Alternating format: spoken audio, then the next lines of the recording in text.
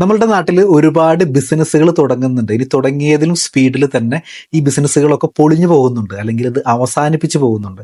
അപ്പോൾ എന്തുകൊണ്ടാണ് ഇങ്ങനെ ബിസിനസ്സുകൾ ആളുകൾ തുടങ്ങുന്നു, അതിലും സ്പീഡിൽ നിർത്തിപ്പോവേണ്ടതായിട്ട് വരുന്നത്? അപ്പോൾ ഇന്ന് നമ്മൾ ഡിസ്കസ് ചെയ്യുന്നത് നിങ്ങൾക്ക് ഒരു ബിസിനസ് ഉയർച്ചയിലേക്ക് കൊണ്ടുവരാനുള്ള 5 കാര്യങ്ങളാണ് നമ്മൾ ഇന്ന് ഡിസ്കസ് ചെയ്യുന്നത്. ഒന്നാമത്തെ കാര്യം എന്ന് പറയുന്നത് ഡു വാട്ട് യു നോ എന്നുള്ളതാണ്. അതായത് നിങ്ങൾക്ക് അറിയാവുന്ന കാര്യങ്ങൾ ചെയ്യുക എന്നുള്ളത്.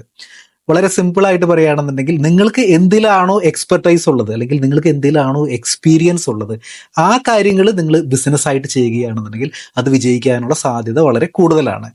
ഉദാഹരണത്തിന് നിങ്ങളൊരു സോഫ്റ്റ്വെയർ എഞ്ചിനീയർ ആണ് എന്ന് കരുതുന്നു. നിങ്ങൾ സോഫ്റ്റ്വെയർ എഞ്ചിനീയർ ആയിട്ട് ഒരുപാട് നാളായി ജോലി നോക്കിക്കൊണ്ടിരിക്കുന്നു. അങ്ങനെയാണെന്നുണ്ടെങ്കിൽ നിങ്ങൾക്ക് സ്യൂട്ടബിൾ ആയിട്ടുള്ള ബിസിനസ് എന്ന് പറയുന്നത് നിങ്ങളൊരു സോഫ്റ്റ്വെയർ കൺസൾട്ടൻസി അല്ലെങ്കിൽ അതുമായിട്ട് റിലേറ്റഡ് ആയിട്ടുള്ള കാര്യങ്ങളാണ് നിങ്ങൾക്ക് വിജയിക്കാനായിട്ട് സാധ്യതയുള്ളത്.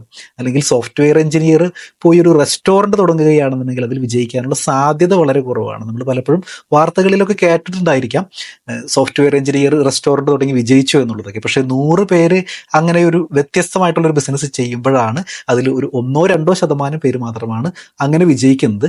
പക്ഷേ software engineer software consultancy business ചെയ്യുകയാണെന്നുണ്ടെങ്കിൽ അത് വിജയിക്കാനുള്ള സാധ്യത വളരെ കൂടുതലാണ്. നമ്മളുടെ ബിസിനസ്സിനെ ഉയർച്ചയിലേക്ക് കൊണ്ടുവരുന്ന അടുത്ത പോയിന്റ് എന്ന് പറയുന്നത് നിങ്ങളൊരു ബിസിനസ് ഒക്കെ തുടങ്ങി സ്റ്റാർട്ട് ചെയ്തു, അങ്ങനെയാണെന്നുണ്ടെങ്കിൽ ഇനി അതിന്റെ ഒരു എക്സ്പാൻഷൻ മോഡൽ എന്നുള്ളതാണ്. മലയാളത്തിൽ ഒരു പഴഞ്ചൊല്ലുണ്ടല്ലോ, അതായത് ഇരുന്നതിന് ശേഷം കാല് നീട്ടുക എന്നുള്ളത്. അതായത് നിങ്ങൾ ബിസിനസ്സിൽ ഒന്ന് സെറ്റ് ആയതിനു ശേഷം മാത്രം അടുത്ത സ്റ്റെപ്പിലേക്ക്, അതായത് ഒരു ഫേസ് ബൈ ഫേസിലേക്ക് നിങ്ങളുടെ ബിസിനസ്സിനെ ഉയർത്തിക്കൊണ്ടു പോവുക. അല്ലാതെ നിങ്ങൾ ഇനീഷ്യലി തന്നെ സ്റ്റാർട്ട് ചെയ്യുമ്പോൾ തന്നെ വലിയൊരു ഹ്യൂജ് ഇൻവെസ്റ്റ്മെന്റ് വെച്ചിട്ട് നിങ്ങൾ ഭയങ്കര വലിയ ഒരു പ്രസ്ഥാനം കെട്ടിപ്പൊക്കുകയാണെന്നുണ്ടെങ്കിൽ അതിൽ എന്തെങ്കിലും പാളിച്ചകൾ വരികയാണെന്നുണ്ടെങ്കിൽ വലിയ ഒരു ലോസ് വരാനായിട്ട് സാധ്യതയുണ്ട്. അപ്പോൾ നിങ്ങളൊരു ബിസിനസ് തുടങ്ങുമ്പോൾ നിങ്ങളുടെ കൂടെയുള്ള പല ആളുകളും, കൺസൾട്ടൻസ് ആയിക്കോട്ടെ, അഡ്വൈസേഴ്സ് ആയിക്കോട്ടെ, നിങ്ങളുടെ ഫ്രണ്ട്സോ നാട്ടുകാരോ ഒക്കെ ഒരുപാട് ഉപദേശങ്ങൾ തരും. അത് അങ്ങനെ ചെയ്യാം, ഇങ്ങനെ ചെയ്യാം, അല്ലെങ്കിൽ കുറച്ചുകൂടി വലിയ രീതിയിൽ ചെയ്യാമെന്നൊക്കെ. പക്ഷെ ഒന്ന് ഓർക്കുക, പണം നിങ്ങളുടെയാണ്. ഇവരുടെ ഒന്നും പണം കയ്യിൽ നിന്ന് പോവില്ല. ബിസിനസ്സിന് എന്തെങ്കിലും സംഭവിക്കുകയാണെന്നുണ്ടെങ്കിൽ നഷ്ടം സംഭവിക്കുന്നത് നിങ്ങൾക്ക് മാത്രമാണ്. അപ്പോൾ സ്റ്റെപ്പ് ബൈ സ്റ്റെപ്പ് ആയിട്ട് മാത്രം ബിസിനസ്സിനെ ഉയർച്ചയിലേക്ക് കൊണ്ടുപോകുക. നമ്മളുടെ അടുത്ത പോയിന്റ് എന്ന് പറയുന്നത് പേ ഇൻ ടൈം എന്നുള്ളതാണ്. നിങ്ങൾ ബിസിനസ് ചെയ്യുമ്പോൾ പലപ്പോഴും ഒരുപാട് ആളുകളിൽ നിന്നും ക്രെഡിറ്റ് ആയിട്ട് വാങ്ങിയിട്ടുണ്ടായിരിക്കാം, സർവീസസ് ആയിരിക്കാം, ഗുഡ്സ് ആയിരിക്കാം. അപ്പോൾ ഒരു ഡ്യൂ ഡേറ്റിനുള്ളിൽ തന്നെ നിങ്ങൾ പേയ്മെന്റ് നടത്താനായിട്ട് പ്രത്യേകം ശ്രദ്ധിക്കുക. ഇനി അതല്ല, നിങ്ങൾക്ക് ഡ്യൂ ഡേറ്റിനുള്ളിൽ പേയ്മെന്റ് നടത്താനായിട്ട് സാധിച്ചില്ലെങ്കിൽ ഒരു കൃത്യമായിട്ടുള്ള ഒരു ഡേറ്റ് പറയുക, ആ ഒരു ഡേറ്റിൽ തന്നെ പേയ്മെന്റ് നടത്തുക.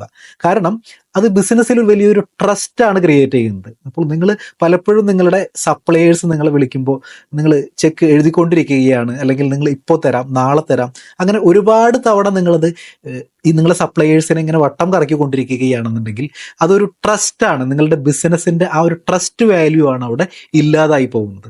അപ്പോൾ എപ്പോഴും ഒരു ട്രസ്റ്റ് നിങ്ങൾ ബിൽഡ് ചെയ്യാനായിട്ട് ശ്രദ്ധിക്കുക. അങ്ങനെ ഒരു ട്രസ്റ്റ് ബിൽഡ് ചെയ്യുന്ന, അങ്ങനെ ചെയ്തിട്ടുള്ള ബിസിനസ്സുകളാണ് വലിയ വലിയ ഹൈറ്റുകളിലേക്ക് പോയിട്ടുള്ളത്.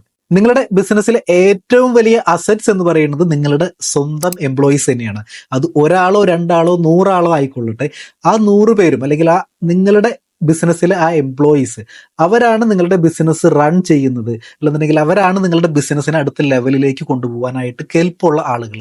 അപ്പോൾ അവർ നിങ്ങളുടെ പാർട്ട്നേഴ്സ് ആണ്, ബിസിനസ് പാർട്ട്നേഴ്സ് ആണ് എന്നുള്ളൊരു സത്യം നിങ്ങൾ മനസ്സിലാക്കുക.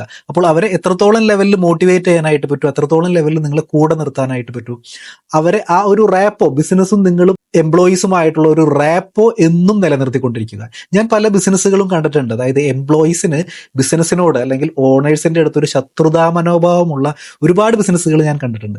അപ്പോൾ അവരൊക്കെ ഒരു ലെവലിന് അപ്പുറത്തേക്ക് തന്നെ വളരുന്നില്ല എന്നുള്ളൊരു കാര്യം നമ്മൾ മനസ്സിലാക്കാം. നമ്മുടെ ലാസ്റ്റ് പോയിന്റ് എന്ന് പറയുന്നത് പേ യുവർ ടാക്സസ് എന്നുള്ളതാണ്. അപ്പോൾ നിങ്ങളുടെ ബിസിനസ്സിൽ നിങ്ങൾക്ക് പ്രോഫിറ്റ് ഉണ്ടായിരിക്കാം. അപ്പോൾ അങ്ങനെയാണെന്നുണ്ടെങ്കിൽ നിങ്ങൾ എത്രയാണോ നിങ്ങൾക്ക് ഒരു ഇൻകം ടാക്സ് ലയബിലിറ്റി വരുന്നത്, കൃത്യമായിട്ട് ആ ഒരു ടാക്സ് ലയബിലിറ്റി അടച്ചു തീർക്കുക എന്നുള്ളതാണ്. അതിൽ പ്രത്യേകിച്ച് കള്ളക്കണക്കുകളും അല്ലെങ്കിൽ സെക്കൻഡ് ബുക്കുകളും അങ്ങനെയൊന്നും എഴുതാതെ തന്നെ വളരെ ട്രാൻസ്പാരന്റ് ആയിട്ട് എത്രയാണോ നിങ്ങളുടെ ബിസിനസിന്റെ പ്രോഫിറ്റ്, അതിന്റെ ടാക്സ് നിങ്ങൾ പേ ചെയ്യുക.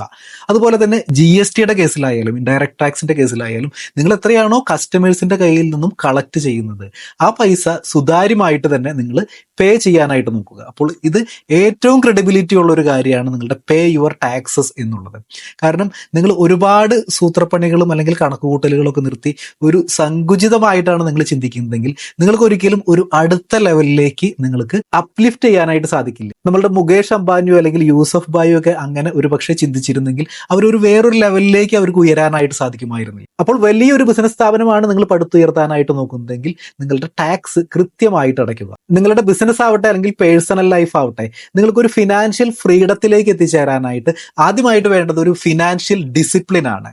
അപ്പോൾ എന്താണ് ഫിനാൻഷ്യൽ പ്ലാനിങ്, അല്ലെങ്കിൽ ഒരു ഫിനാൻഷ്യൽ ഫ്രീഡത്തിലേക്ക് എത്തിച്ചേരാനായിട്ട് നിങ്ങൾ എന്തൊക്കെ കാര്യങ്ങളാണ് ചെയ്യേണ്ടത് എന്നതിനെ കുറിച്ചുള്ള നമ്മളുടെ ഫിനാൻഷ്യൽ ഫ്രീഡം കോഴ്സ് 1000 റുപ്പീസിന്റെ കോഴ്സ് നമ്മളുടെ ഫോളോവേഴ്സിന് മാത്രം ഇപ്പോൾ 99 റുപ്പീസിന് അവൈലബിൾ ആണ്. അതിൽ ജോയിൻ ചെയ്യാനുള്ള ലിങ്ക് ഞാൻ ഫസ്റ്റ് കമന്റ് ആയിട്ട് പിൻ ചെയ്തിട്ടുണ്ട്. അപ്പോൾ ഒരു ഫിനാൻഷ്യൽ ഫ്രീഡത്തിലേക്ക് നിങ്ങൾക്ക് എത്തിച്ചേരാനായിട്ട് ആഗ്രഹിക്കുന്നെങ്കിൽ തീർച്ചയായിട്ടും ജോയിൻ ചെയ്യുക. പേഴ്സണൽ ഫിനാൻസുമായി ബന്ധപ്പെട്ട് അല്ലെങ്കിൽ ഇൻകം ടാക്സുമായി ബന്ധപ്പെട്ട് മലയാളത്തിൽ ഏറ്റവും കൂടുതൽ വീഡിയോസുകൾ നമ്മുടെ ചാനലിലാണ്.